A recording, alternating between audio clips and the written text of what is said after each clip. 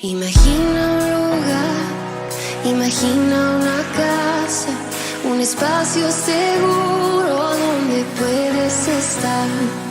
Imagina su paz, imagina su gracia. Esto no es un cuento, esto es algo real. Aleluya. Toma asiento, por favor. Demos gracias también por el predicador de esta mañana, que es nuestro apóstol Alan, que a pesar de la lluvia ha vencido ese obstáculo y ha llegado desde la Ciudad de México hasta nosotros para traernos la palabra del Señor. Gracias, Alan, por tu esfuerzo. Te bendecimos. Bien, dale un aplauso fuerte al Rey de Gloria. ¿Quién vive? Y a su nombre y a su pueblo. Bien, amados, somos bendecidos. Excelente día a todos, como dice mi apóstol amado. Ahora sí que, como dice la canción de Joan Sebastián, ¿no? Cruzaré los ríos, los montes, la lluvia, para venir a triunfante de Jesucristo. ¿Cuántos dicen amén? Hoy sí, hermano, el camino fue una travesía. Salimos a la misma hora, llegamos un poco más tarde, pero es un gozo estar con la amada del Señor. Dale un aplauso fuerte al Rey de Gloria. ¿Quién vive? Fuerte, fuerte, y a su nombre. Bueno, mis amados, reciban un abrazo fuerte de parte de cada una de las iglesias del ministerio. Como creo el apóstol nos ha estado observando, hay mucho trabajo a nivel ministerial. Hemos crecido bastante. Hace unas semanas estuvimos por aquí cerca, no recuerdo la zona, Jilotepec, por ahí cerca. Por ahí cerca de esa zona nos han concedido un lugar, es un terreno que tiene un lugar ya construido como una hacienda para hacer eventos, congresos y demás, mis amados. Y tenemos el próximo 8 y 9 de agosto un retiro para jóvenes que se llama Identidad. Entonces, en medio de todo lo que estamos viviendo, yo creo que es lo que más necesitan los jóvenes. ¿Cuántos dicen amén? Y posterior viene un retiro de mujeres que se llama Aprendiendo a Perdonar.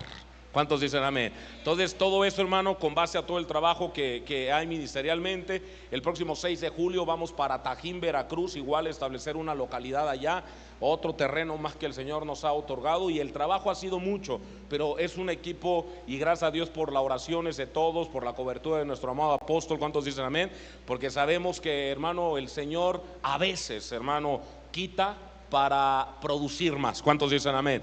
Y en ocasiones, fíjese que la palabra del Señor nos muestra en el Evangelio de Juan capítulo 14, dice que la rama que lleva fruto tiene que ser limpia para llevar más fruto. ¿Cuántos dicen amén?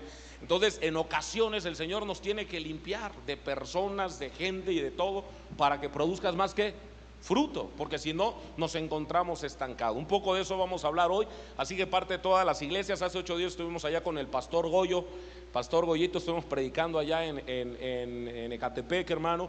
Y bueno, el trabajo es abundante. Yo espero que, hermano, a finales de agosto, a ver si mi apóstol me quiere acompañar. Vamos ahora para la Ribera Maya, hermano. Vamos a estar allá en las localidades que están allá en el estado de Quintana Roo. ¿Cuántos dicen amén?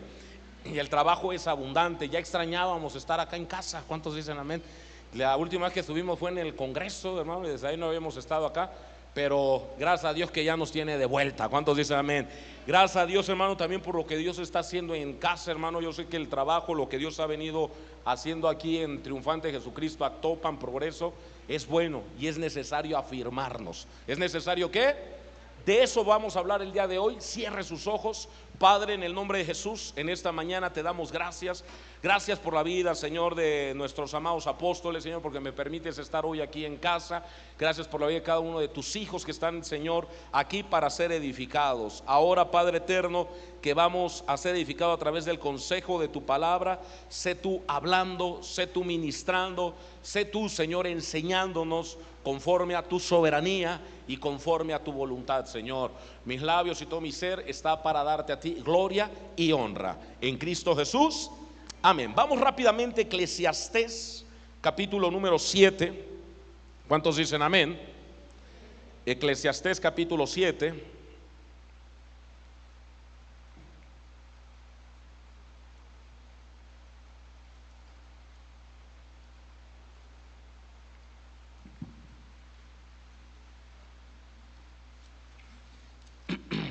Y vamos a leer, mis amados, desde el versículo 13. Ponga atención, 13 en adelante.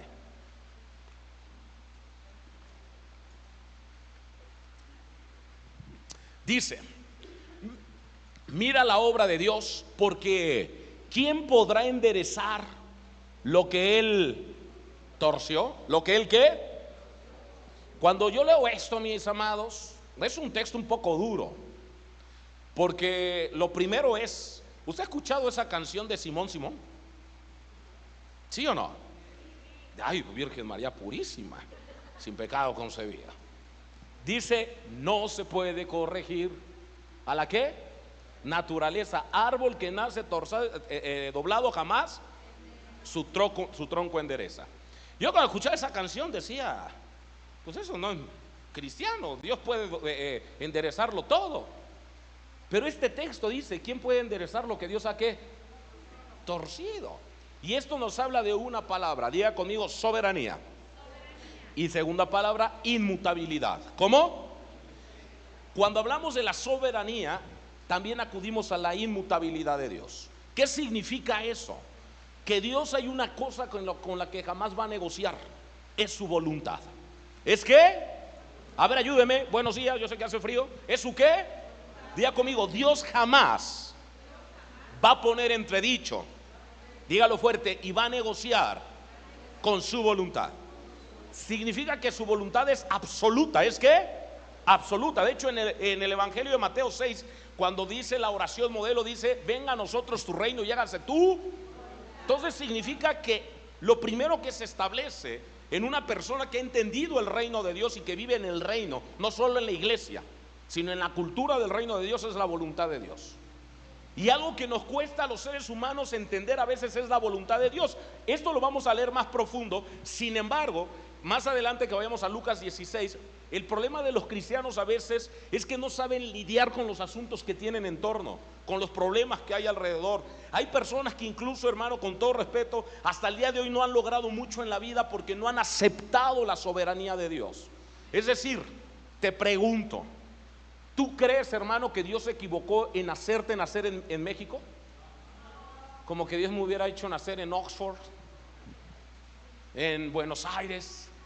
Dale. Ahí está la voluntad de Dios, en Buenos Aires, ¿no? ¿Dónde? Y es donde uno entiende que al final a nadie de nosotros se nos preguntó: ¿dónde quieres nacer y dónde vas a vivir? Entonces significa que hay una voluntad absoluta. ¿Una qué? Y debe de entender esto. Yo hace tiempo escuché a un pastor decir que la voluntad de Dios era absoluta y permisiva, y eso es un error. Te quiero explicar que la voluntad de Dios es absoluta. O te mueves en la voluntad de Dios o te mueves en la permisividad de Dios. ¿Qué significa? En la verdad, en la voluntad absoluta está el plan que Dios diseñó antes de la fundación del mundo, porque Dios no es un Dios improvisado. Dios, hermano, no te mandó y dijo: pues a ver, lo voy a mandar a México a ver cómo le va. No, Dios tiene un plan diseñado antes de que tú nacieras. ¿Cuántos dicen amén? Y diga conmigo: eso es voluntad absoluta. ¿Eso es voluntad qué? Ayúdeme tantito. ¿Es voluntad qué?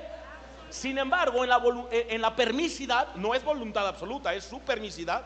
Ahí lo que te va a guiar y lo que te va a poder sostener a veces es su misericordia. ¿Su qué? No es lo mismo estar en la voluntad absoluta, donde opera su gracia, que en su permisidad, donde está su misericordia. Yo lo digo con respeto. Yo a un hijo no le doy de comer. ¿Usted cuántos aquí tienen hijos? ¿A un hijo le da de comer por misericordia? ¿Por qué le da de comer? Por obligación. No, nada más por amor. Bueno, fuera que tal. A veces uno no tiene amor para darle al nene, ¿no? ¿Y qué hace? Pues le tiene que dar de comer. El nene no pregunta si quiere o no quiere. Usted va a trabajar aunque no quiera, ¿sí o no? Porque ahí ya tiene una obligación. ¿Y al perro? No es cierto. Al perro le da de comer cuando quiere. Hasta se va de viaje, a veces se le olvida el perro, ¿no? Bueno, mi apóstol se lleva lo suyo, ¿no? Y yo por ahí pasamos, hermano, una travesía en el aeropuerto, ¿no? Con las perras que una no tenía la vacuna, y resultó que en el aeropuerto hay veterinario. Aleluya. Negocio mexicano, pero no hablemos de esa cosa. Aleluya.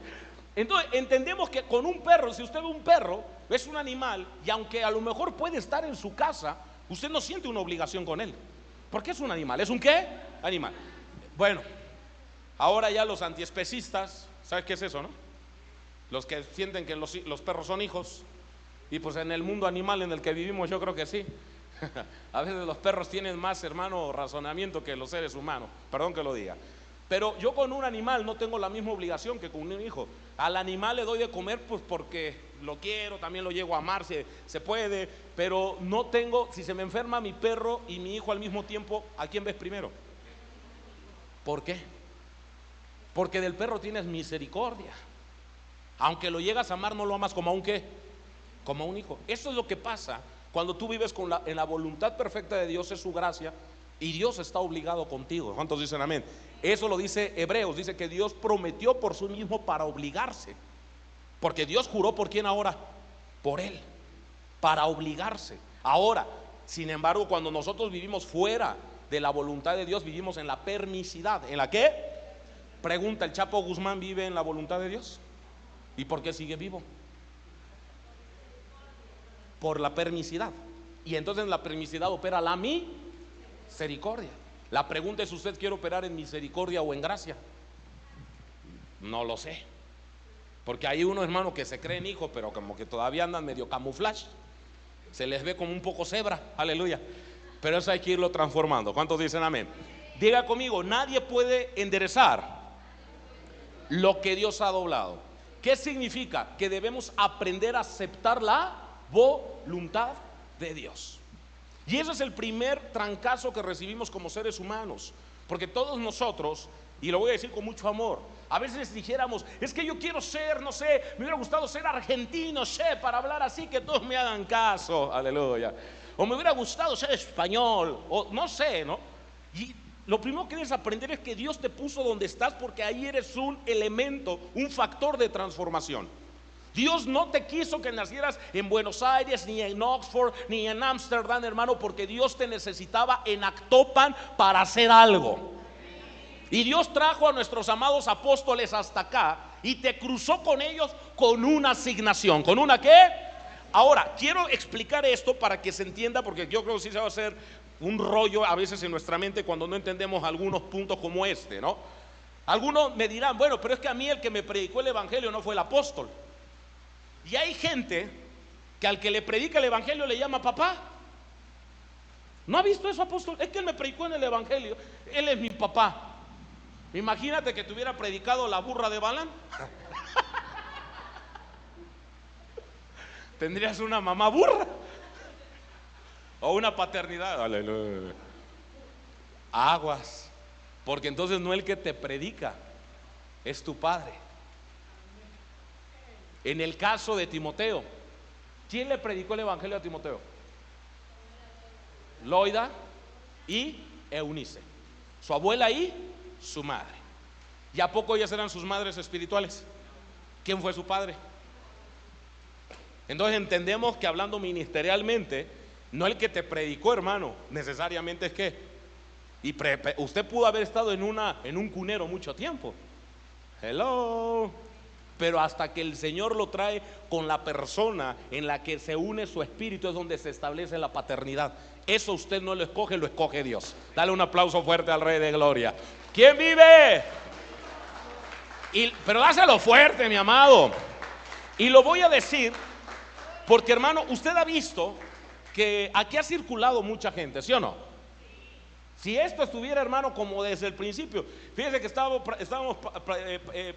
predicando con el pastor Goyo, y al final me preguntaba que desde cuándo lo conozco, y hacíamos, hermano, apóstol mío, hacíamos recuerdo de Ixmiquilpan, y comenzó a mostrar las fotos, y luego en la carpa de los milagros dice que él estuvo y que él se acuerda de mí. Yo ni me acordaba del pastor Goyo en aquellos años, hermano, más de 10 años, 12 años, 15 años, no me acuerdo, hermano. Pero eso es a lo que yo le hablaba, ¿no? Cuando nosotros tenemos un diseño divino, nuestro espíritu, si obedecemos la voluntad de Dios, sí o sí, en algún momento se va a cruzar con la persona que Dios ha asignado para que Él desarrolle paternidad sobre tu vida. ¿Cuántos dicen amén? Desde ese sentido, esta es una casa de paternidad, y que por cierto, yo con tanto amor tenía ahí un pendiente de traerle un pastelito que le gusta mucho a mi apóstol, pero a las carreras todo pasó, ¿eh? Entonces, ese es el tema, pero al rato lo conseguimos. En ese sentido, le explico. A lo mejor usted ministerialmente estuvo antes en otro lugar, pero cuando usted una vez ha identificado a un hombre que ese fue el que Dios asignó en su vida para desarrollar en su espíritu esa vocación, esa vida espiritual como un padre, ¿cuántos dicen amén? Entonces usted lo identifica, y una vez que Dios lo establece ahí, diga conmigo, eso es inmovible. ¿Eso es qué? Usted se podrá ir, hermano, a todos lados, pero siempre va a traer ese sello. Algo que debe de hacer es aprender a honrar y a respetar. Ningún ministro, humanamente hablando, es perfecto. Todos tenemos diferentes circunstancias, y a partir de ahí quiero establecer lo otro. Entonces, ¿quién podrá enderezar lo que Dios torció? ¿Quién se podrá pelear con la voluntad de Dios? Yo te pregunto, ¿tú escogiste a tus padres humanos? ¿Usted se ha dado cuenta cómo hoy los cristianos escogen a sus padres espirituales? Eso es, perdóneme, la peor tontería que he escuchado. Si tú no escogiste a tus padres biológicos, ¿quién carambas te dice que tú tienes el derecho de escoger a tus padres en la fe? Eso es designación de Dios. ¿Es que? A lo mejor estuviste en un lugar ministerial donde nunca hubo paternidad, y ahora el Señor te está abriendo y te está haciendo entender esto. A eso se le llama soberanía. ¿Cómo se le llama? Soberanía. A partir de ahí entonces hay una activación, hay un entendimiento, precisamente lo que hace la función del apóstol. Nosotros en una clase hace 8 días que tuvimos virtual, les explicaba una de las partes de un verdadero apóstol, ¿no? Lo primero es que el apóstol pone fundamento. Eso es lo primero. A partir de ahí comienza a haber un desarrollo. Lo tercero de la parte del apóstol es que no solamente pone el fundamento, sino que te activa y te desarrolla ministerialmente. Las otras partes dentro de eso es que el apóstol tiene un ministerio sufrido, ¿cierto o no? Y comienza a haber muchas particularidades. ¿Por qué dice la palabra primeramente apóstoles? Porque establece un orden. ¿Qué establece? Un orden. Entonces, a partir de ahí, si nosotros entendemos que Dios es el que nos asignó biológicamente y espiritualmente, ¿cómo? Biológicamente, y usted va a entender si usted vive bajo la voluntad de Dios o bajo la buenos días, o bajo en la voluntad de Dios opera su gracia, en la permisidad su misericordia. ¿Usted en cuál quiere estar? ¿Como hijo, como perrito? Porque acá, hermano, lo digo, dice la palabra de Dios, 1 Corintios 2, el hombre animal no entiende las cosas que son de Dios. Y esa persona, como no entiende la voluntad de Dios, se le hace fácil decir hoy estoy en Triunfante Actopan y mañana estoy en la iglesia amarilla de acá a la vuelta. Por cualquier berrinche, por cualquier situación, perdóneme que lo diga, está conmigo, porque nunca terminan de establecerse. Y ahorita voy a explicar cómo Dios jamás negocia con su voluntad. Y aguas, porque puedes estar condenando a tu familia a estar como esclavos del sistema por una mala decisión. A veces el orgullo de no decir, pastor, sí la regué, ni modo. Y no sé por qué estoy hablando esto, Dios sabe por qué lo estás hablando. Me siento, ¿qué tengo que hacer, apóstol? Y queremos negociar con la ¿qué? Con la voluntad. Y diga conmigo, Dios jamás va a negociar, dígalo fuerte, jamás va a negociar con su voluntad. Pastor, pero yo veo que se van y no les pasa nada. Déjalos que vivan bajo la permisidad. La misericordia ahí está conmigo. Pero aquellas personas que operan en la voluntad de Dios, hermano, usted va a ver la transformación de lo que Dios va a hacer en sus vidas. Eso lo hemos visto, hermano, y eso es algo de lo que vamos a enseñar el día de hoy. Vamos a avanzar, por favor, 14, rápido. En el día del bien, goza del bien. Y en el día de la adversidad considera, Dios hizo tanto lo uno como lo otro, a fin de que el hombre nada halle después de él. Pregunta, ¿quién permite los momentos buenos en una iglesia? ¿Y los momentos malos? ¿Y por qué salimos corriendo entonces cuando vienen los momentos malos? Pregunta. Ahí lo dice claro. El bien y el mal, ¿a quién sirven? A Dios. Pero a nosotros nos gusta en el momento del bien. Está todo bien padre ahorita, aleluya. No, sí que Dios me trajo aquí. Dios me dio un sueño, apóstol, yo vi hasta las sillas. Yo tengo gente que me ha dicho así. Yo vi hasta las sillas, vi hasta el color, apóstol. 2 años después, como que Dios me está diciendo que ya me mueva. ¿Por qué Dios sufre Alzheimer, demencia? Hermano, le llegó la menopausia, para que cambie de parecer. Dios no opera así. El que operas así eres ¿quién? Tú. Y yo lo digo con mucho respeto. Dios permite los momentos difíciles, como dice 1 Corintios 11. Es necesario que entre ustedes haya divisiones, disensiones, problemas, para mostrar a los aprobados. Eso dice 1 Corintios. Da un aplauso. Si no me cree, vamos, porque luego va a decir que es mi Biblia. No, vaya 1 Corintios 11. Y que 1 Corintios 11 habla de la mesa del Señor, de la Santa Cena, habla de la comunión. ¿De qué habla? Todavía conmigo, Dios permite todo. Dile al de al lado, no te espantes. Pues hermano, hay que gente. Ay. Ahí está, sed imitadores de mí, así como yo de Cristo. No, permítame tantito. Versículo 17 en adelante. Para que no diga que. Y ahorita regresamos allá, hija, otra vez a Eclesiastés. Pero al anunciarles esto que sigue, no los alabo, porque se congregan no para lo mejor. En la NTV, si no mal recuerdo, dice: porque sus reuniones, en vez de hacer bien, hacen mal. Wow.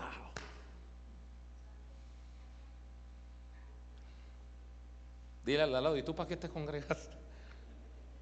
Siguiente versículo. Pero las siguientes instrucciones: primero, oigo que hay divisiones entre ustedes cuando se reúnen como iglesia, y hasta cierto punto que lo creo. Siguiente versículo, por favor. Pero por supuesto que tiene que haber divisiones entre ustedes para que los que tienen la aprobación de Dios sean. Esa palabra divisiones se deriva de 2 visiones o más visiones. Significa que las personas que se dividen en los problemas son los que nunca estuvieron en la visión. Tenían su propia. Buenas tardes. Así que, ay, porque Dios lo permite. Hermano, no llore por lo que se van, alégrese por lo que nos quedamos. Porque lo que nos quedamos es que no tenemos 2 ¿qué? Sino una. Y ahora Dios permite los problemas internos. O sea, Dios produce lo uno y lo otro. Al final, hermano, con todo respeto, lo digo con mucho amor, nada se sale de la voluntad de Dios. Entonces diga conmigo, los problemas son parte para identificar quiénes son verdaderos. Eso no solamente a nivel congregación, en una familia también. Cuando dicen por ahí el dicho, cuando los problemas llegan, el amor sale corriendo por la ventana. Y eso es real en algunos. Se amaban mucho hasta que hubieron muchos problemas. Yo ayer conocí a un hombre que, pues, cada vez que Dios nos abre oportunidad de este tipo, yo sé que son señales significativas de Dios. Allá en Chalco, y a este hombre me permitió conocerlo. Es un hombre que todo el tiempo trabajó como seguridad, como guardaespaldas. Hermano, habla inglés, portugués, habla francés, italiano, no sé qué tantos idiomas, ¿no? Viajó por todo el mundo, se descuidó, mide 1.98, imagínese usted la altura. ¿Usted cuánto medía, mi apóstol? Lo mide 1.90, 8 centímetros más que usted. Si usted lo agarro así, imagínese, casi me carga, ¿no? En el 2018, hermano, tenía diabetes. Él pensaba que no tenía diabetes, nunca se cuidó por tener que estar viajando horas largas. Hermano, iba a Villa del Mar, allá, hermano, se hace un carnaval, creo que cada año, de música, y viajaba mucho con muchos artistas, hermano, Alejandra Guzmán, Luis Miguel, todos los artistas que usted conociera. Él le tocaba hacer seguridad, guardaespaldas de él en Suburban y todo. Ganaba lo que quería, ¿no? Hasta que le salió una ámpula y no hizo caso. Se explotó la ámpula en el pie. 1 año después le cortaron la pierna. Se acabó todo. Y los primeros que salió corriendo fue la esposa y los hijos. ¿Y qué pasa con eso? Entonces no lo amaban a él. ¿Qué amaban? Y hay gente así en la iglesia que se sirve. Hay gente que está buscando como el hijo pródigo, nada más venir a saquear en la casa para salir corriendo. Y lo digo con respeto. Jamás fueron hijos. Siempre tuvieron aquí ya prediqué de eso. Siempre tuvieron una mentalidad de esclavos. Porque el esclavo es eso. Y aún, hermano, el siervo, lo digo con mucho amor. Hay gente que nada más viene a servir, pero jamás son hijos. ¿Jamás son qué? ¿Cuál es la diferencia entre el esclavo y el hijo? El esclavo y el sirviente en este caso no pertenece a casa. El sirviente sirve por un qué, porque por dinero, por su paga. Y a veces, hermano, muchos están aquí sirviendo por dinero, a lo mejor no por dinero físico, sí por un interés, aplausos, que estén enfrente, por lucirse. Y eso es parte de, y lo digo con respeto y con amor. ¿Cuántos dicen amén? Sin embargo, hermano, cuando llega el momento en que ya no ven de sacar provecho, ¿qué? Y se llevan parte, ¿no? Y esos son ladrones dentro de la iglesia. Aguas, porque así como saquearon acá, van a saquear en otros lugares. Y hay gente, jamás, esa gente, dice la palabra del Señor, jamás terminan de aprender. Lo digo con mucho respeto, pero eso es real. Entonces diga conmigo, Dios permite lo uno y lo otro. Vayamos a otra vez Eclesiastés 7, porque es largo. ¿Hay hoy en progreso o no? No. Ay, mire, ya dejó de llover, aleluya. Señal divina que nos quedemos hasta la noche. Eclesiastés 7, nos quedamos en el versículo 14. Versículo 15. Todo esto he visto en los días de mi vanidad. Justo hay que perece por su justicia.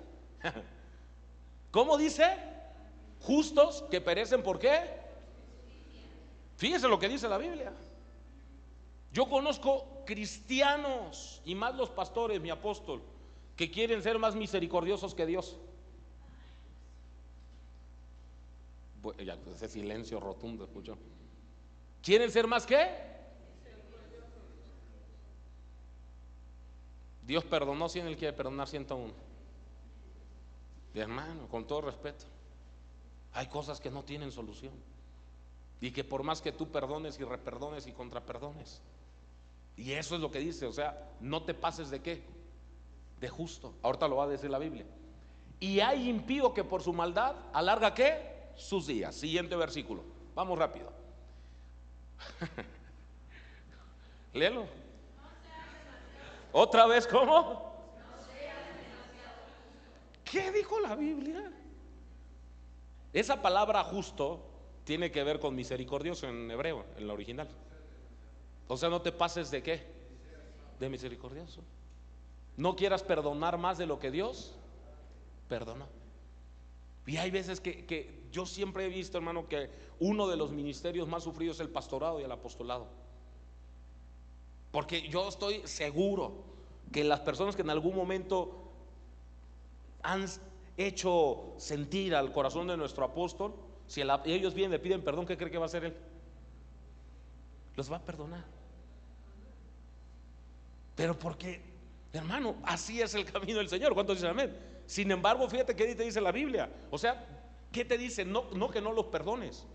O sea, perdónalos, pero ¿qué? Abusado. Porque el que traiciona una vez,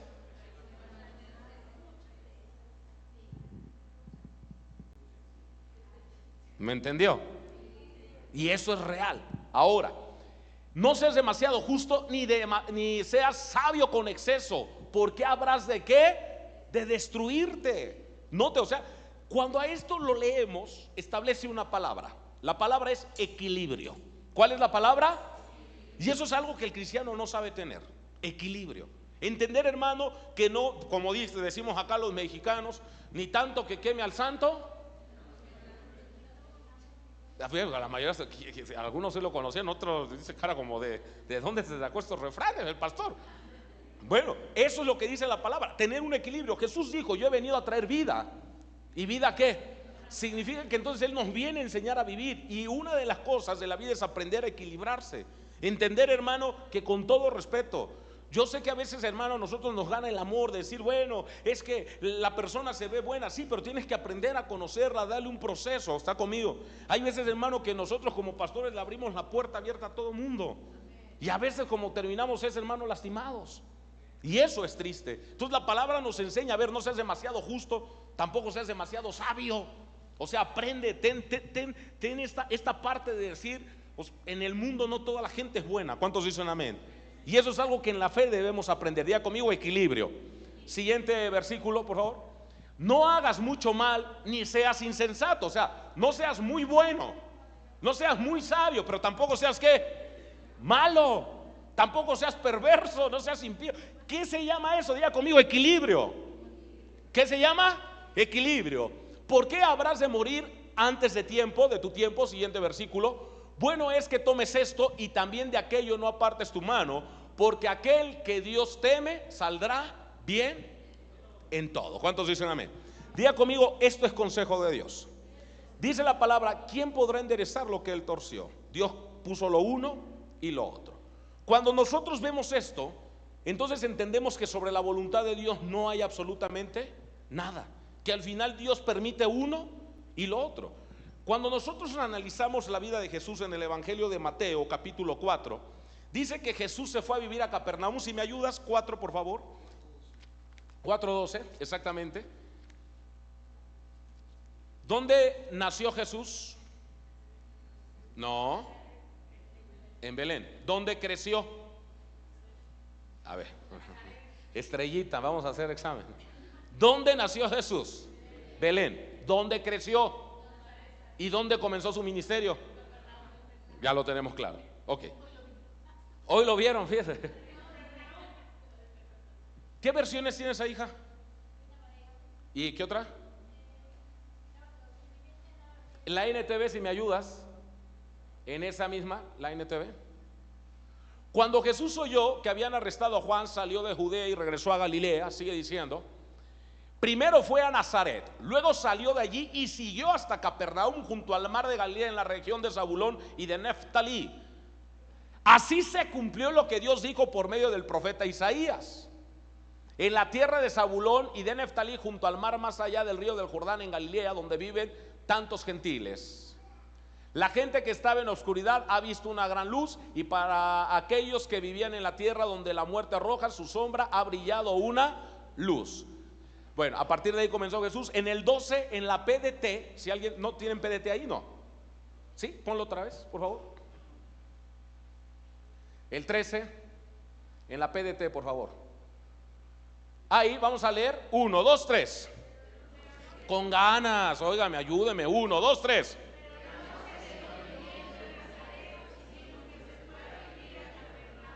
Pausa. ¿A dónde se fue a vivir? A ver, no dice que se fue a vivir. Espéreme. Tenía un departamento, tenía un, hermano, con todo respeto, ¿verdad? ¿Cómo le llaman a estas suites? Tiene un penthouse. Tenía un penthouse Jesús en Capernaum. Dijo, mira, ya me cansé de mi depa en Belén. Crecí en Nazaret, pero pues como era todo de madera, medio rústico, ahora me voy al bueno, mi soft que tengo allá en Capernaum. ¿Eso dijo Jesús? Pregunta, ¿qué tenía Jesús en Capernaum? Nada. ¿A quién conocía? ¿Y por qué se fue? Porque era la voluntad de Dios. Y a veces el problema de eso es que usted no entiende y no se somete a la voluntad de Dios. Jesús se sometió a la voluntad de Dios hasta en donde tenía que vivir.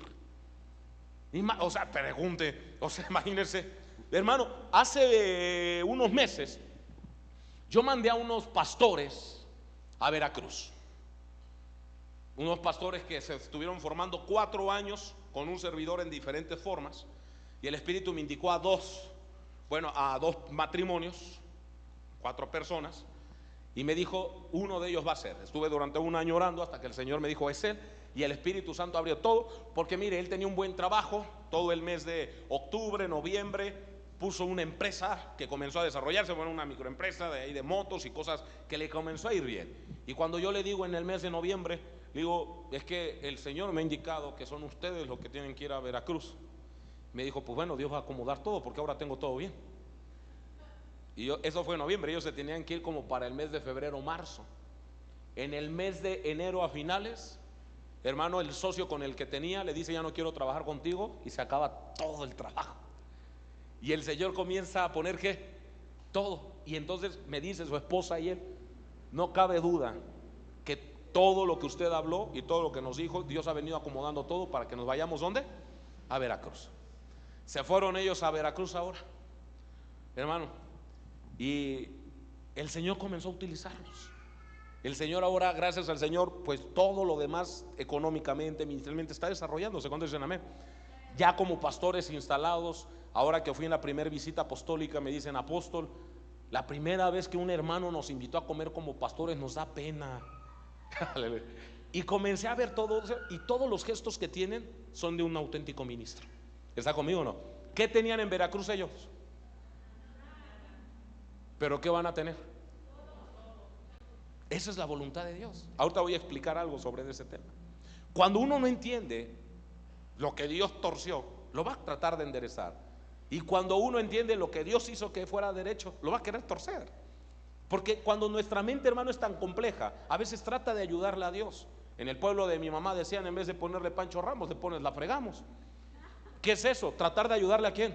A Dios. Y a veces cuando nosotros tratamos de negociar con su permisidad, sale todo al revés. Jesús no se fue a vivir a Capernaum porque él lo sintiera, porque fuera bonito, porque tenía amigos, porque tenía ya un depa, porque vivía un primo, un sobrino, nada. Jesús se fue a vivir porque obedecía la voluntad absoluta de Dios.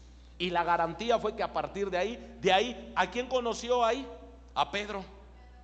¿Está conmigo o no? Y a Andrés, a Santiago y a Juan, hermano, en esa zona. ¿Por qué? Porque era la voluntad de Dios que él estuviera ¿dónde? Ahí. El problema de esto es cuando tú te mueves tantito, tú sabes que un grado fuera de la voluntad de Dios puede cambiar lo que todo. Voy a explicar algo. Vamos a Éxodo capítulo 2, y creo que esto va a ser para muchos hoy y para algunos que no están aquí. Lo digo con mucho amor y con tristeza. ¿Cuántos dicen amén? Éxodo 2. Y quiero resolver este asunto con usted, hermano, porque cuando venía en camino, desde ayer el Espíritu me dijo que hablara esto. Y otro tema que sé que tenemos que hablar, no sé, yo creo que no va a ser hoy. Yo por mí me quedo hasta mañana predicando, no hay problema. Se llama identidad fragmentada. Pero precisamente la identidad fragmentada surge a partir de aquí, de personas que no aceptan la voluntad de Dios. Y lo digo con mucho respeto. Entonces hay personas que jamás van a aceptar eso y actúan con miedo. Muchas personas piensan que lo que tiene Satanás es, hermano, rabia, odio, coraje hacia Dios. Y realmente lo que tiene hacia Dios y a su propósito es miedo. El miedo, mientras, hermano, el odio es la ausencia del amor en el corazón. Pero el odio es la ausencia del amor en el corazón. El miedo es la falta de aceptación de la voluntad de Dios. Y como no sabes hacia dónde moverte, tienes miedo. Y es más peligroso una persona, bueno, ambas personas son peligrosas. Una persona con odio y una persona con miedo tienen el mismo peligro. Y cuánta gente en la iglesia, yo lo digo con mucho amor y respeto, no está en nuestras congregaciones más por miedo que por amor. Y eso es triste. ¿Eso es qué? Triste. Entonces vamos a resolverlo eso en identidad fragmentada, porque aunque usted no lo crea, hay personas. El apóstol Santiago dice: para que estén completos ustedes. Significa que a menos que desarrollemos identidad, vamos a estar ¿qué? Completos. Y hay gente que está fragmentada en la vida, por eso va así, buscando siempre donde, ay, ahora me voy para allá, ahora me voy para acá, y moviéndose todo el tiempo. Perdóneme, pero eso no es correcto. Dice, vamos a Éxodo 2, versículos 23. Usted va a recordar esto. No quiero leer todos los pasajes porque es muy largo, se lo voy a contar para que usted aprenda esto y tome una decisión sabia. ¿Cuántos dicen amén? Dice Éxodo 2, desde el versículo 23. Si me lo pones en la Reina Valera, por favor, te lo agradezco. Dice: aconteció que después de muchos días murió el rey de Egipto, y los hijos de Israel gemían a causa de la servidumbre, y clamaron, y subió a Dios el clamor de ellos con motivo de su servidumbre. Versículo 24. 1, 2, 3. Y se acordó de su pacto con Abraham. Se acordó. Imagínese usted. Entonces Dios sí se le olvidan las cosas. No, es que precisamente ellos no estaban en la voluntad absoluta, estaban en la permisidad. Le explico lo siguiente. para que usted entienda todo este proceso, vamos a dar un viaje bien extenso. ¿Está conmigo o no? Dios dice que es Dios, que Dios se acordó de la promesa de Abraham, Isaac y Jacob, pero ya no mencionó a José ni a las 12 tribus, solo mencionó a ellos 3. ¿Qué fue y dónde estuvo el error? Significa que el error está de Jacob, ¿para dónde? Para adelante. Algo pasó ahí, que eso es lo que no entendemos, porque hay que ver, o sea, el problema no es con Abraham ni con Isaac, el problema es con José y sus hermanos más para allá. Algo pasó ahí y es donde usted debe de entender. Póngame atención. Cuando Dios llama a Abraham, Génesis 11 y 12, ¿de dónde lo saca Dios? De Ur de los Caldeos. ¿Él tenía un propósito de vida? No, él no tenía un propósito. ¿Quién se lo dio? Le dijo: sal, que yo haré de ti una nación grande y te voy a dar un hijo. Ponme atención. ¿Cuántos años tenía hasta el momento en que él entendió para qué había nacido? 75 años. ¿Y usted ya lo entendió? Hasta los 75 años. ¿A qué edad tiene al hijo? A los 100. Porque fueron casi 3 décadas las que Dios se tardó en darle al hijo. Y luego en Génesis 18, que está hermoso esto, dice en Génesis 18 que habían 3 hombres, Elohim en hebreo, que es el dioses. Después le explicaré, esos son misterios, es una epifanía. Y habían 3 hombres que se presentan en la carpa y le dice: por favor, ven, quédate. Si lo ha leído, ¿no? Y se quedan y entonces se están comiendo, les prepara, hermano, agua, y les prepara un cordero, lo mejor de la ternera que tenía, les da de comer de todo. Comen y después le dice: ¿dónde está tu mujer? ¿Dónde estaba Sara? Atrás, ¿verdad? ¿Qué estaba haciendo? O sea que ella inauguró el chisme oficialmente, escuchando como buena esposa. Y dice que Dios le dijo: en un año, en estas fechas vas a tener a tu hijo. ¿Y qué hizo Sara? Dijo: ¿no creía Sara? No, sí tenía fe. No, sí tenía fe. Es que eso lo tengo que, todo eso vamos a enseñar algún día. Hay una diferencia entre fe y esperanza. La Biblia lo muestra. Dice: los que esperan en Jehová tendrán fuerza, levantarán sus águilas, sus alas como las águilas, correrán y no se caminarán y no se fatigarán. Espérame, ¿quién corre y no se cansa? No está hablando en un sentido físico, sino en un sentido espiritual. Ahí lo que esperan, la palabra esperar en hebreo es esperanza. Entonces hay gente que tiene fe, pero ya no tiene. ¿Cuál es la diferencia? Si usted lee Génesis 18 en la NTV y en la PDT, va a entender que Sara dice lo siguiente: ¿cómo yo, siendo una mujer de la edad que tengo, voy a disfrutar semejante placer? O sea, el tema no es que me des el hijo, sino que yo ande tras del nene. Ay, ese era el tema. O sea, ella no está peleando que Dios le dé un hijo. No, sí tenía fe. Lo que no tenía era ¿qué? ¿Cuál es la diferencia? Eso es lo que debe de aprender hoy. ¿Por qué Dios se tardó 30 años en darles al hijo? Porque tenía que aprender Abraham y Sara que el hijo no era voluntad de ellos, era voluntad de Dios. No era un hijo para ellos, era un hijo para Dios, del cual iban a ser el Salvador. No era un plan de Abraham y de Sara.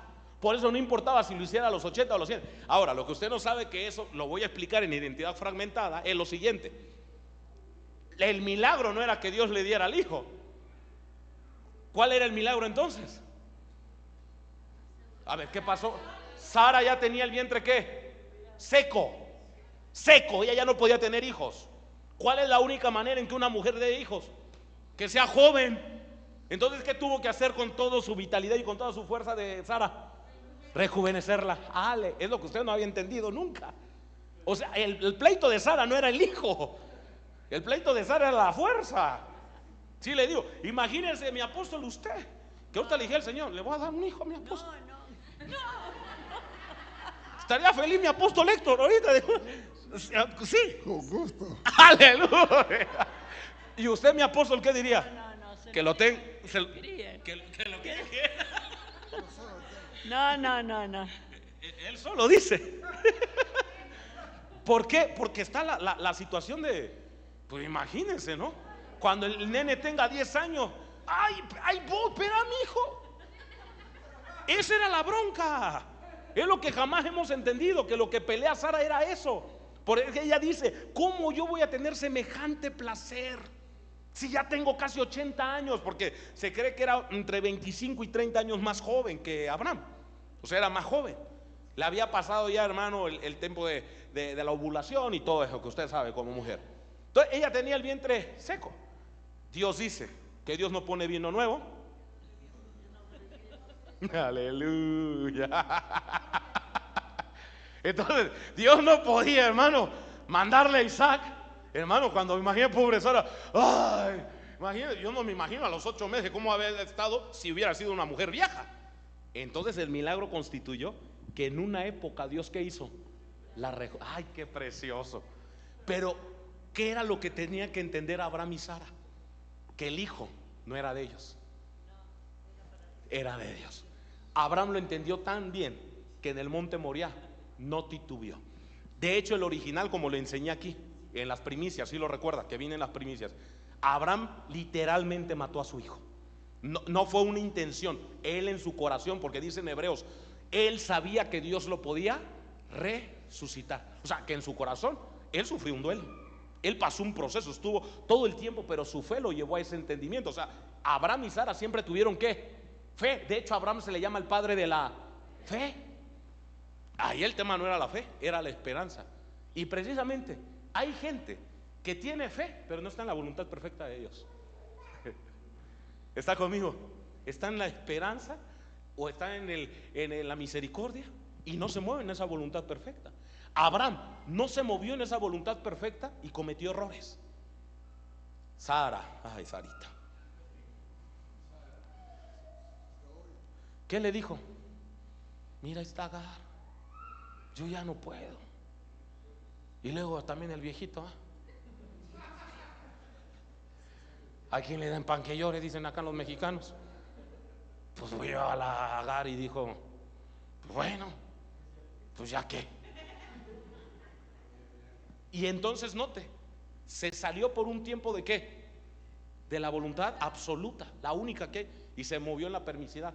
Cuando Dios le pide a Abraham que le dé a su hijo, le dice, dame a tu hijo único. Espérame, pero no era su hijo único. Significa que Dios no consideró esto. Le dijo, yo estoy acá, tú te moviste allá porque quisiste. Yo no quiero ese hijo, el hijo que vas a tener es mío. ¿Está bien? Tú, y esa es la ley judía. Ay, qué bueno que me lo recordaste, papá. ¿Usted sabe que un judío, un hebreo de nacimiento es por la madre, el vientre judío? ¿Sí sabía eso o no? Amén. Si el papá es judío y la mamá no, se acabó. El hijo no es judío. Pero si la mamá es judía y el papá no es judío, no importa, porque el vientre es judío y lo santifica. Esa es la regla hebraica, ponme atención. Note cómo Dios sí le permitió, y eso no lo explico, a Abraham que tuviera un hijo con Agar, una persona que era gentil. Pero cuando a Faraón se le ocurrió ver con ojos de amor a Sara, dice que ya la estaba desposando. Yo creo que ya la tenía en la recámara, ya estaba por dar el brinco del tigre de Santa Julia. Aleluya. Y entonces Dios dice, ni se te ocurra tocarla, porque de ese vientre voy a sacar mi propósito. O sea, Abraham ya la regó, pero ese vientre yo lo cuido. Amén. Y esa es la voluntad, ¿qué? Absoluta. Porque de esa descendencia, ¿quién iban a ser? Jesucristo. Pues cómo no, Dios iba a poner si de ahí iban a ser el Rey de Reyes y Señor de Señores. Dale un aplauso fuerte al Rey de Gloria. ¿Quién vive? Ahora, cuando hablamos de esto de Abraham, Isaac y Jacob, hay que entender todo. Primero, Dios llama a Abraham, le da una promesa, te tarda 30 años, hermano, pero esto es porque Dios estaba en su plan. ¿En su qué? Plan. No en el plan de Abraham, no era el plan de Sara, el plan de Dios. Su voluntad era que de ahí naciera el Salvador. Viene Isaac, sabemos lo que pasa, viene Jacob. Jacob tiene que trabajar por Lea, si lo recuerda. Lo roban, al ratero lo roban. Y luego tiene ¿cuántos hijos? ¿Cuántos hijos tuvo Jacob, Israel? 12. De los 12 había uno que le llaman José que un día tuvo un sueño, ¿verdad? Que estaban todos sus demás hermanos en pajas de trigo y que se inclinaban ante quién. ¿Y qué provocó con sus 11 hermanos? Enojo. ¿Qué hicieron los hermanos? Vamos a ver el error. ¿Qué hicieron los hermanos? Primero lo metieron al pozo, luego a una caravana. Esa caravana, ¿a dónde lo llevó? Y allá lo vendieron hasta que llegó con Faraón.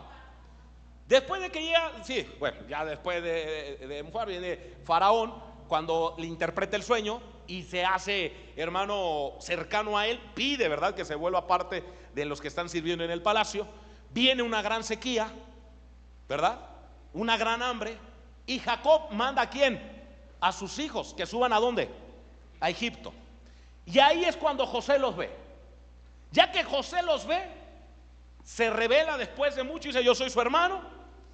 Y entonces Faraón se entera.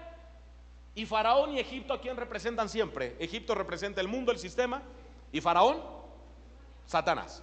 Le dijo a José: José, dile a tus hermanos que vayan por tu otro hermano, el más pequeño, y por tu padre, y yo les voy a dar lo mejor de la tierra, las mejores casas, los voy a atender bien. El resultado es que van. Jacobo no creía, lo llevan, se encuentran y se quedan a vivir ¿en dónde? En Egipto.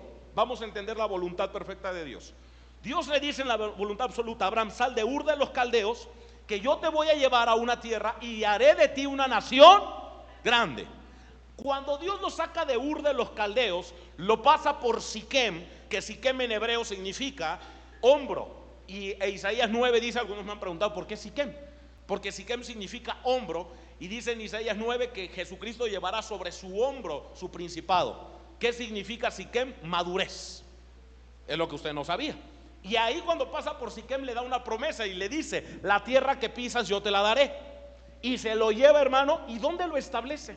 ¿Dónde vivió Abraham, Isaac y Jacob? Vamos a ver los estudiosos de la Biblia.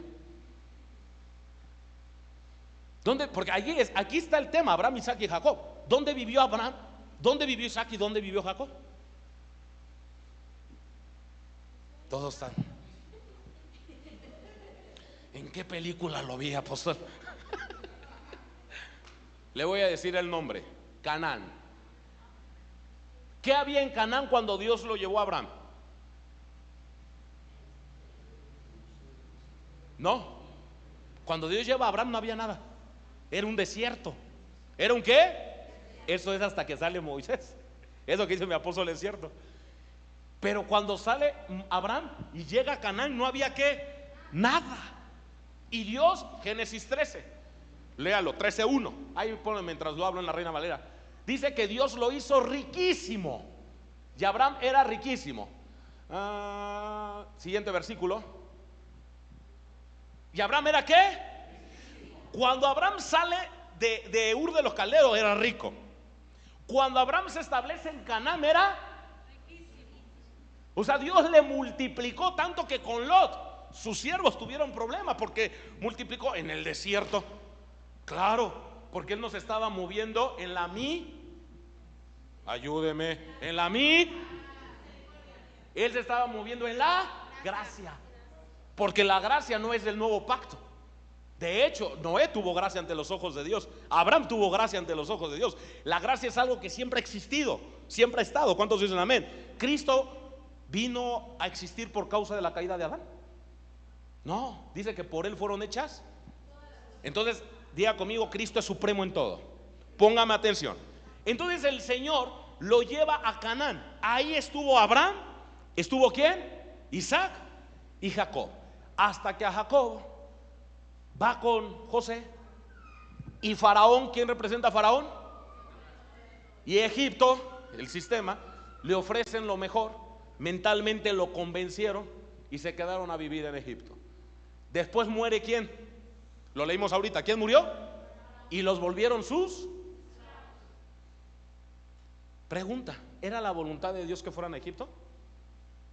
No. Dios no le dijo a Abraham: te voy a sacar de Ur de los Caldeos para llevarte a Canaán y luego vas a terminar en Egipto. No. Le dijo: haré de ti una ¿qué? Le explico lo siguiente: cómo el tomar una mala decisión fuera de la voluntad de Dios te puede llevar a ti y a tus generaciones a terminar como esclavos. ¿Cuánto le costó a Israel esa mala decisión de José y de los 12? Porque ¿cuál era el trabajo que tenían que haber ido a hacer todos? ¿Sabes qué, José?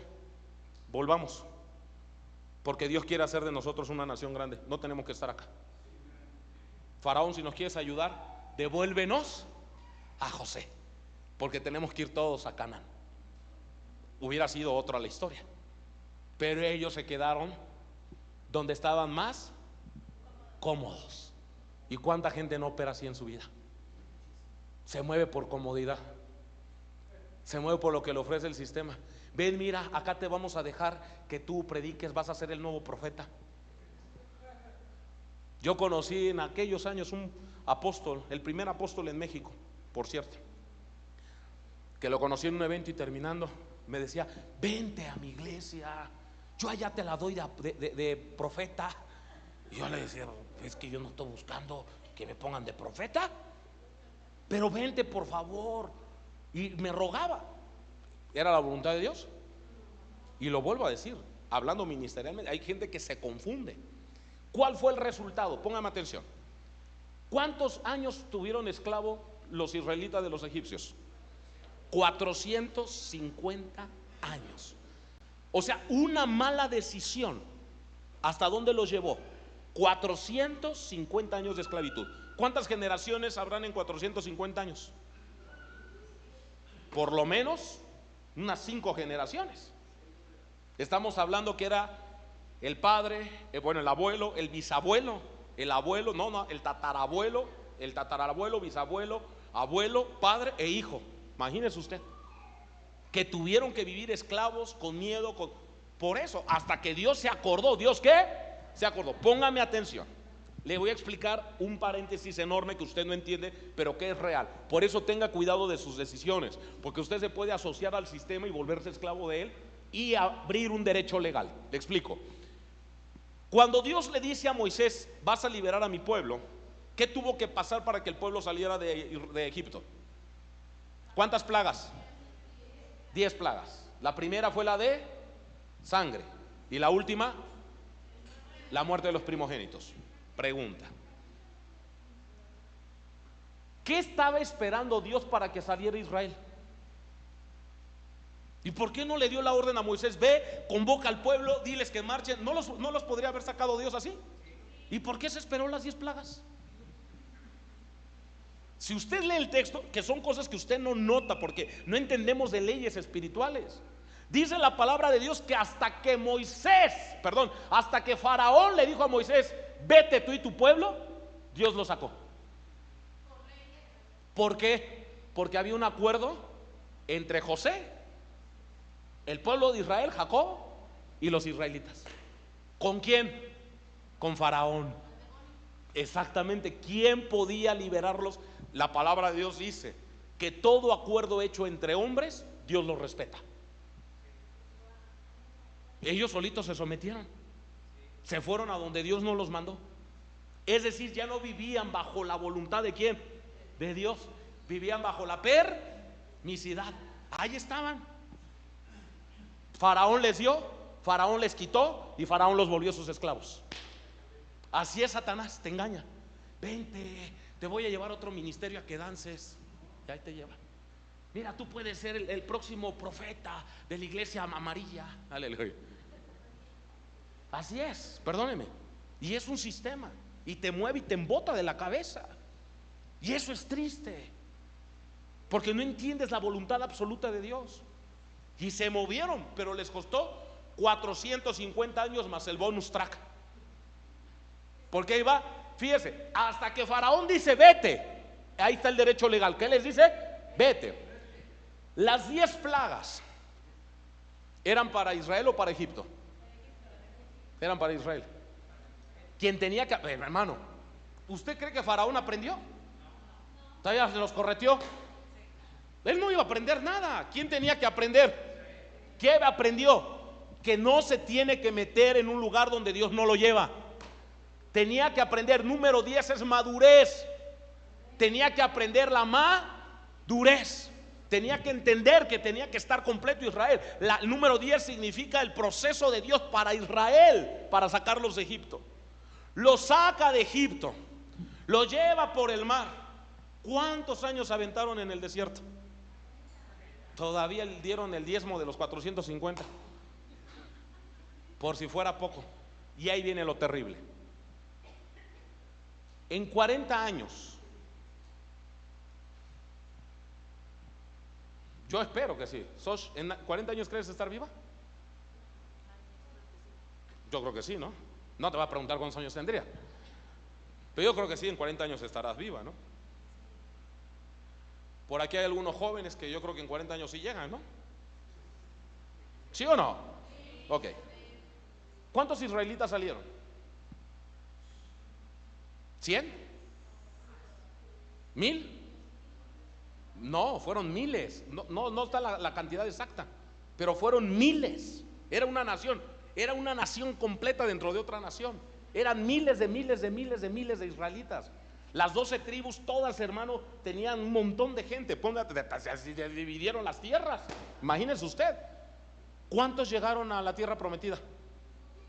No, de los que salieron de Israel no fueron poquitos. De Egipto, solo dos.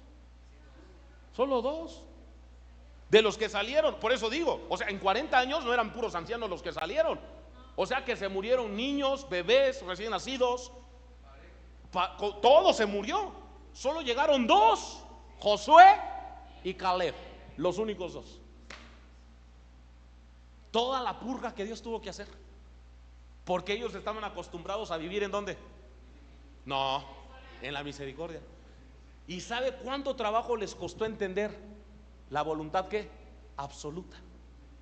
Ya no, el que sí trató de meterse un poquito y le costó trabajo fue Abraham.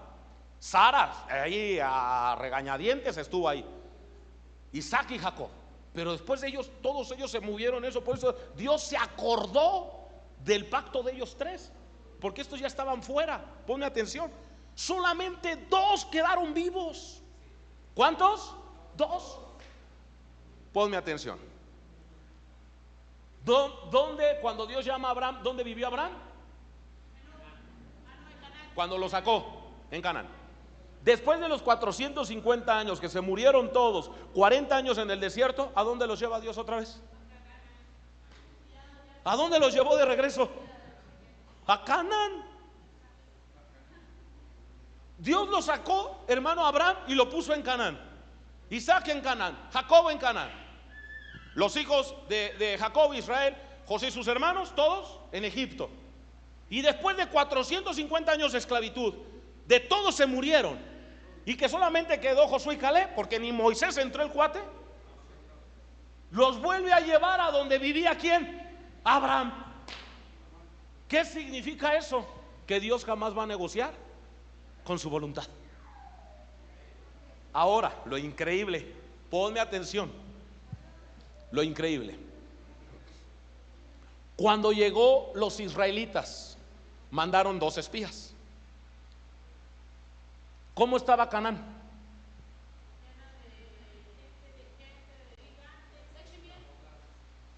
¿Y el fruto cómo era? Hermano, ¿verdad? Unos melonzotes que, ¡ay, aleluya! Unas sandiotas, un montón de comida, abundancia. Porque ahí es donde estaba la voluntad perfecta de Dios. Significa, ponme atención, que mientras estos sufriendo 450 años y matándose entre todos, otros estaban disfrutando lo que a ellos les pertenecía. Y hay gente así, apóstol, que se ha ido porque no han entendido, y van a peregrinar y van a dar vueltas, y otros van a aprovechar lo que Dios ha prometido en su casa y en su tierra, porque Dios jamás va a negociar con su voluntad. Si Dios te plantó, si Dios te sembró, no es un error. No te muevas, imagínense. O sea, yo lo digo con mucho amor. Fueron 450 años. Fueron, hermano, todos los muertos en el desierto que dice segunda de Corintios. Y nos queda este ejemplo a nosotros. para que no desobedezcamos a Dios como lo hicieron ellos. Nos queda el testimonio de decir, a ver, yo no necesito ir a peregrinar a otro lugar, no necesito estarme metiendo a otro lugar. Cuando Dios me dio una casa, cuando Dios me dio un lugar, a lo mejor en ese lugar van a venir momentos de sequía, momentos de dificultad, momentos de lucha, pero voy a permanecer porque es el lugar donde Dios me plantó. ¿Cuántos dicen amén? Dale un aplauso fuerte al Rey de Gloria. No hay motivo para movernos, y a su nombre. Pregunta: ¿quieres vivir en la voluntad absoluta o en la permisidad? Y eso es un problema, porque nosotros a veces queremos negociar con la voluntad de Dios. ¿Por qué Jesús se fue a vivir a Capernaum? Era la voluntad de Dios. ¿Por qué Jesús nació en Belén? Era la voluntad. ¿Por qué creció en Nazaret? Era la voluntad de Dios. ¿Por qué estás aquí? ¿Tú crees que fue casualidad que el Señor trajera a nuestros amados apóstoles desde tan lejos? Y hermano, ya les ha platicado cómo es que se quedó a México. Él nada más venía de visita, y ya el Señor le dijo: no sales, te quedas acá. ¿Cuántos dicen amén? ¿Cierto o no? Ahora todos nosotros nos ha hecho entender eso. Hermano, yo lo digo con tristeza. Yo he visto mucha gente que de verdad se mueven por un enojo, por un capricho, por situaciones, y sus caras se les ven tristes, se ven mal, hermano, y lo digo con respeto, porque al final algo que Dios jamás, sí, podrás ir. Hay gente que a mí me dice: yo puedo servir a Dios en todos lados. Claro, hermano, tú puedes servir, hermano, hasta en el Monte Everest si quieres. No significa que su voluntad sea que estés ahí, porque la voluntad de Dios es innegociable. El resultado es eso. A alguien que le pasó algo similar en la Biblia fue a Noemí. ¿Sí lo sabía o no? Noemí, cuando vino una sequía de Israel, ¿qué hizo? ¿A dónde se fue? A Moab, con los moabitas. ¿Y qué hizo allá? Sus hijos se casaron, Kelión y no recuerdo el otro hombre, Kelión y Nemión, algo así, algo de Elión y Kelión, exactamente. ¿Y cuál fue el resultado? Ella evitó la sequía, pero dejó 3 tumbas atrás, 3 muertos. De hecho, el libro de Ruth no se tendría que llamar Ruth, porque dice la ley: no habrá entre mis hijos quien se junte con un bastardo moabita. ¿Sí sabía eso que dice la ley o no? Ahora, ¿por qué dice que es bastardo los moabitas? ¿De dónde surgen los moabitas? ¿Del incesto de quién? De Lot. Entonces, ponga atención. Noemí hace exactamente lo mismo que hicieron ¿quién? José y sus hermanos. Por un momento de crisis se fueron a Egipto y terminaron 450 años de esclavos. Todos murieron en el desierto, y al final Dios le dio la vuelta y los volvió a llevar a donde plantó Abraham. Y en esa tierra había abundancia, habían frutos grandes, porque ahí estaba la voluntad de Dios, no en Egipto.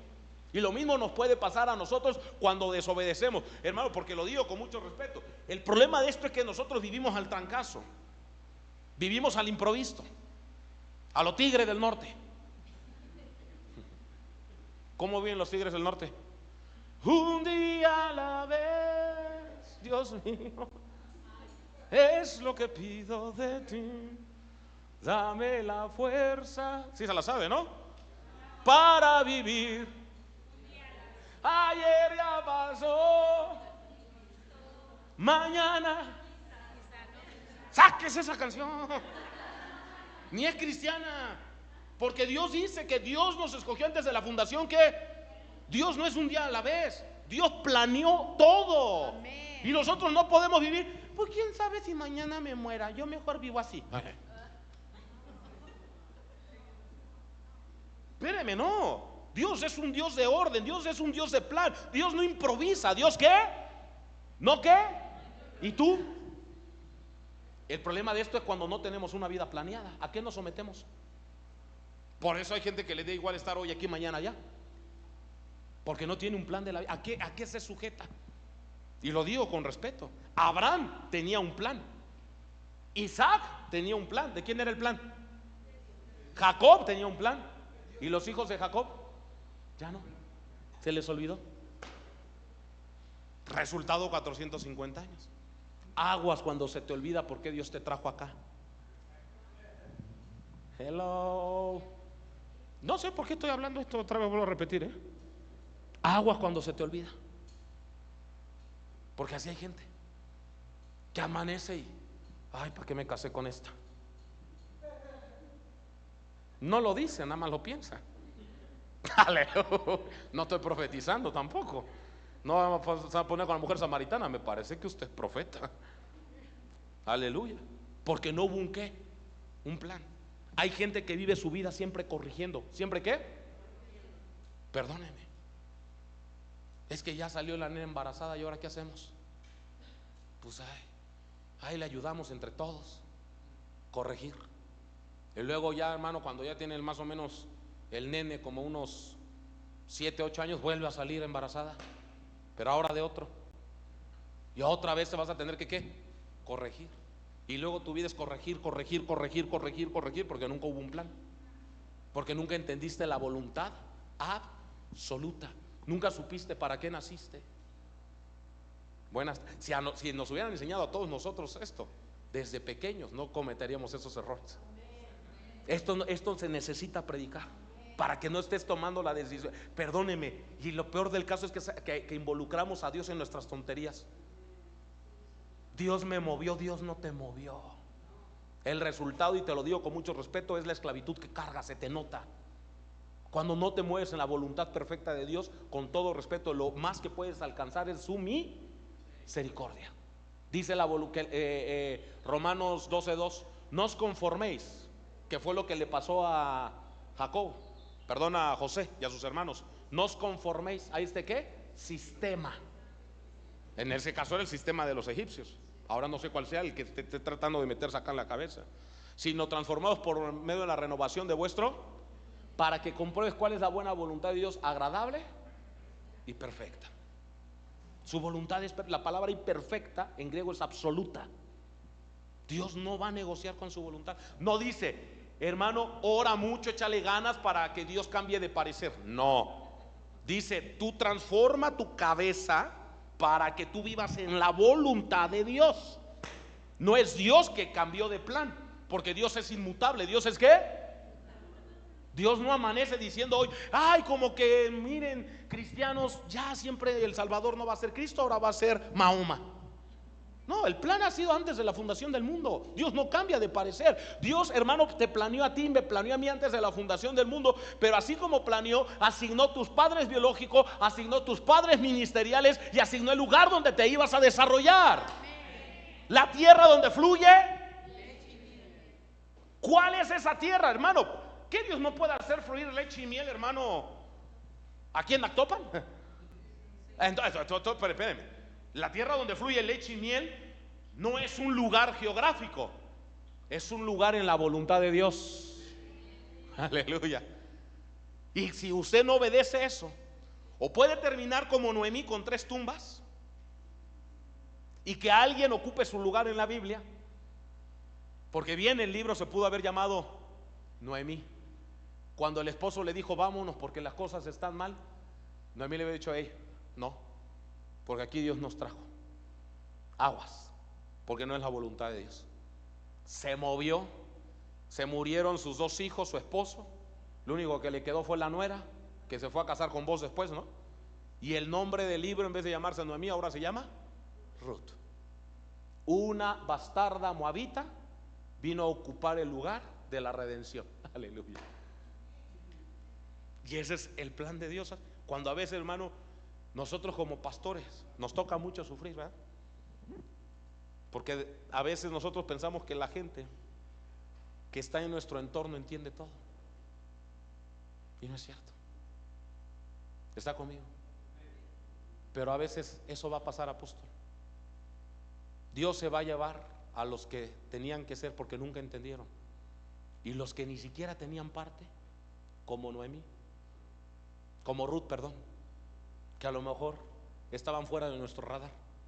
Dios los trae y pone sus nombres y dice, esos son los que yo voy a ocupar para mi gloria. Porque otros no entendieron el lugar de la voluntad perfecta, el lugar de la bendición, ¿sí me entiende? y prefirieron guiarse por la ¿qué? Misericordia. Y son gente que todo el tiempo van a estar viviendo por la. Sí, pueden vivir muchos años por la ¿qué? Misericordia. Y yo lo digo con respeto, yo he visto esa gente, yo he topado esa gente que no entendió esa voluntad perfecta y sus caras se ven tristes, se ven mal. ¿Cuántos de aquí sabemos que Dios nos trajo acá? ¿Cuántos quieren peregrinar 450 años? ¿No? ¿Terminar esclavos del sistema? ¿Qué vamos a hacer cuando vengan los momentos de crisis en esta casa? ¿Qué vamos a hacer cuando vengan los momentos duros? O a menos que te quieras ir a dar una vuelta y cuando regreses y ya veas las sandiotas que van a ver, otros disfrutando de lo que era tuyo, solo por no entender la voluntad de Dios. ¿Está conmigo o no? Entonces, ahora eso también va en tu vida, porque ahora lo hablé a esta casa, porque Dios así me lo indicó. Pero si te lo hablo en tu vida, ¿cuántas veces por no obedecer la voluntad de Dios? Jesús, hasta para vivir, se fue a Capernaum, donde no conocía a quién, porque era la voluntad de Dios. Cuando nosotros nos enojamos en el primer capricho, ¿qué hacemos? Con el gordo, ¿no? Sé que así le dicen al esposo, el gordo. Y luego cuando está gordo ya baja de peso, pues tanto lo profetizaste. Aleluya. No, lo siento, pero miren, mi hijo, mi mamá, ¿sabes qué? Ya me voy y me llevo a mis hijos. ¿Esa es la voluntad de Dios? Solo por un enojo y un capricho. Y te lo vuelvo a decir, y podrás irte y casarte con 20 más, pero tu semblante va a mostrar que no era la voluntad de Dios estar ahí. Te lo digo con respeto. Cuando veas a tus hijos esclavos, cuando veas a tu descendencia, le costó a José y a sus hijos 450 años. Yo no creo, y ponme atención, si yo dijera, eres tú solo en la vida, pues haz lo que tú quieras, pero detrás de ti hay ¿qué? Descendencia. Y si tú no sabes entender cuál es la ubicación, ese lugar asignado por Dios, puedes estar condenando a tus hijos a estar 450, bueno, espiritualmente hablando ahora, y perderse, porque no era la voluntad de Dios. Entonces, ¿cuántas voluntades tiene Dios? Y aparte de su voluntad está su permisidad. Sí, Dios te puede permitir. Lo dije hace un rato cuando inicié. ¿Por qué si el Chapo Guzmán es malo sigue vivo? Ay, no es su gracia, ¿qué es? Su permisidad. Porque Dios quiere que todo sea y eso es la voluntad de Dios. Y mientras Dios sigue esperando que se arrepienta, hermano, su misericordia va a seguir operando. ¿Su qué? Ya, por eso, hermano, usted no se ponga celoso del malo. Ay, yo tanto que oro a Dios, tanto que lo alabo, y ve, ese narco le va re bien, ya hasta tiene camioneta nueva.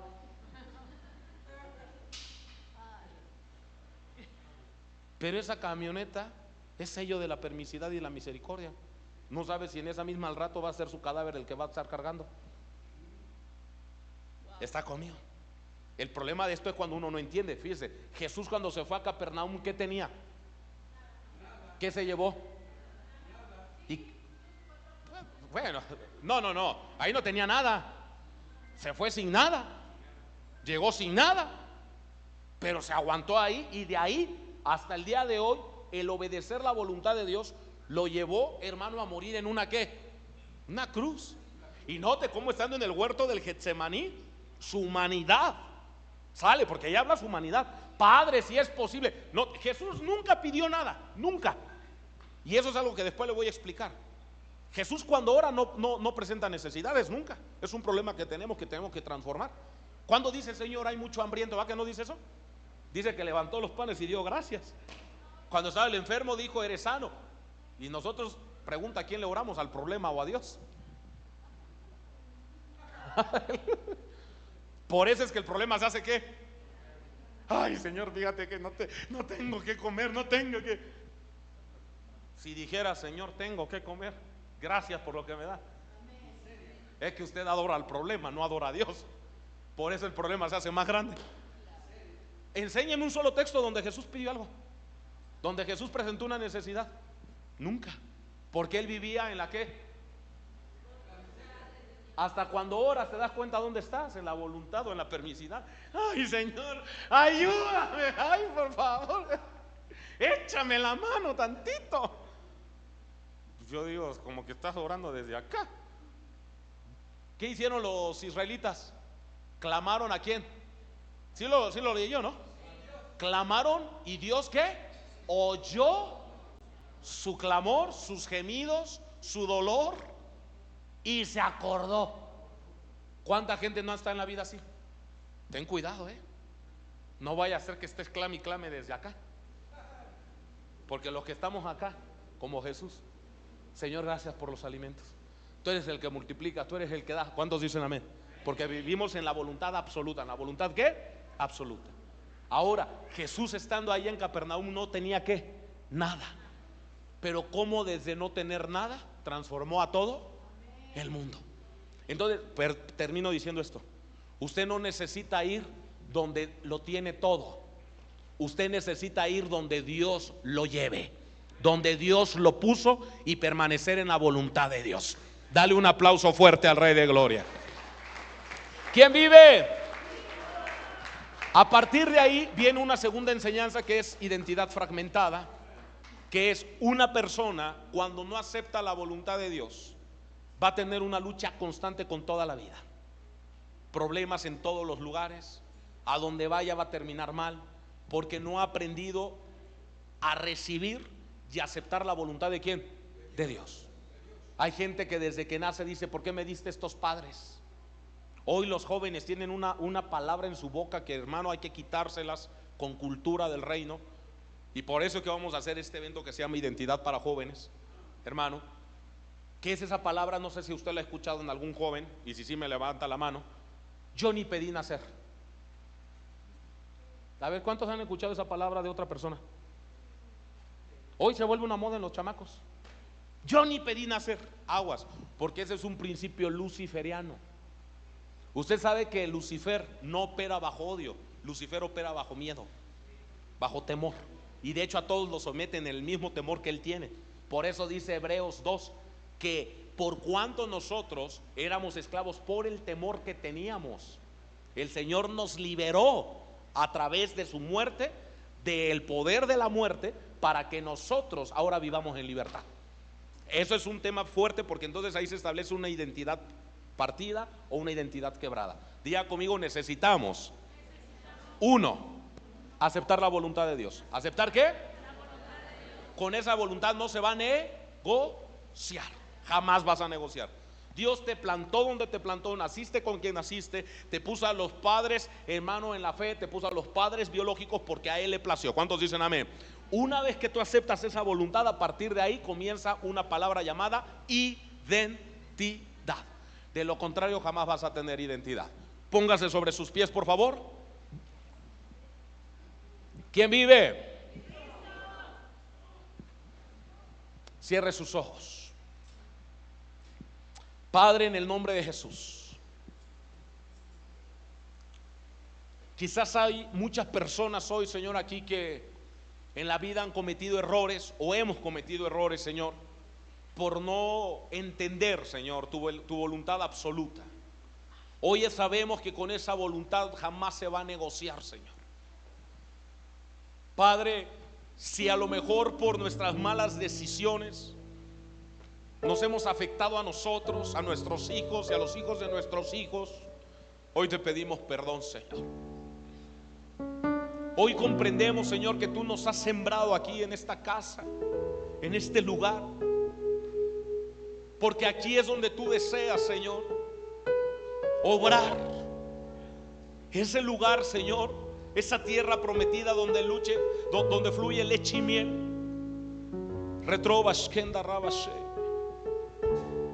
Señor, hoy que no pongamos nuestros ojos, Señor, en las cosas que el sistema nos ofrece, o en aquellas personas que ya no están, Señor, sino que tú afirma, Padre eterno, a cada uno de tus hijos, Señor, en esa voluntad absoluta. Y Señor, si nuestra vida a lo mejor no ha tenido sentido, porque hemos vivido, Padre eterno, livianamente, sin considerar tu voluntad en nuestras vidas, hoy te pedimos perdón, Señor,